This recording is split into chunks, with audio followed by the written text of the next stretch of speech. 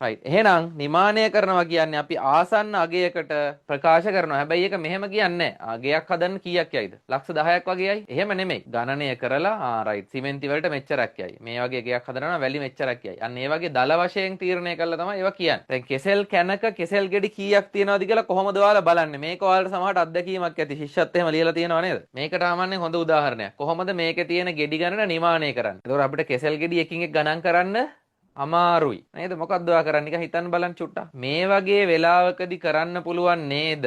කෙසෙල් කැන්නේ තියෙන්නේ. අපි බලනවා යටම තියෙන කෙසෙල් කැනේ ගෙඩි කීයක් තියෙනවද කියලා ගණන් කරනවා. 1 2 3 4 5 6 අපිට නේ එනවා කියලා හිතන්නකෝ 16ක්. තව නිකන් වෙනත් තැනකින් බලනවා කෙසෙල් කැනේ ගෙඩි කීයක් තියෙනවද කියලා. ඒකේ අපි හිතමු 18ක් එනවා. තවත් එකක් විතර බලනවා. ඒකේ එනවා නිකන් 20ක් විතර. ඒතර 16යි 18යි 20යි වගේ නිකන්. අපි හිතනවා 18ක් වගේ හැම කැනකම තියෙනවා කියලා හිතලා කැන් ගාන ගණන් කරන්න පුළුවන්. කැන් වෙන වෙනම ගණන් කරන්න පුළුවන්. කැන් කීයක් තියෙනවද කියලා. දැන් මේකේ බැලූ බැලමට පේනවා කැන් 1යි 2යි 3යි 4යි 5යි 6යි 7යි එහා පැත්තේ තියෙන්න පුළුවන්. කැන් 10ක් විතර තියෙනවා කියලා හිතමු. එහෙනම් එක කැනක ගෙඩි 18 ගානේ කැන් 10ක් තියෙනවා නම් ආසන්න වශයෙන් මේකේ ගෙඩි 180ක් තියෙන්න පුළුවන්. ඇත්තටම ගණන් කරොත් 200ක් තියෙන්නත් පුළුවන්. ඊට අඩු වෙන්නත් පුළුවන්. නමුත් අපි ආසන්න අගයක් ගන්නවා 180ක් විතර තියෙන්න පුළුවන් කියලා.